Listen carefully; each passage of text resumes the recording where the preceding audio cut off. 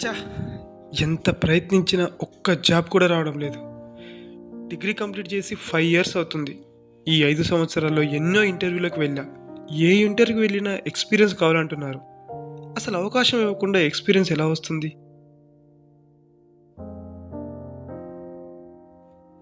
ఎంతో మందిని ఎన్నో రకాలుగా అడిగి చూసా.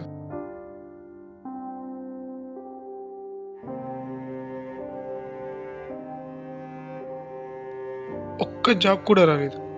అటు చూస్తే అమ్మానాన్నలకు భారంగా తయారవుతున్నా. ఏదో ఒక జాబ్ చేసి తమకు అండగా ఉంటాడని వాళ్ళు కలలు కంటుంటే వాళ్ళ కల తీర్చలేకపోతున్నా. ఇటు చూస్తే జాబ్ వస్తుందన్న నమ్మకంతో ఫ్రెండ్స్ దగ్గర అప్పు చేసి తీర్చలేకపోతున్నా. ఇప్పుడు ఏం చేయాలి? ఏం చేయాలి?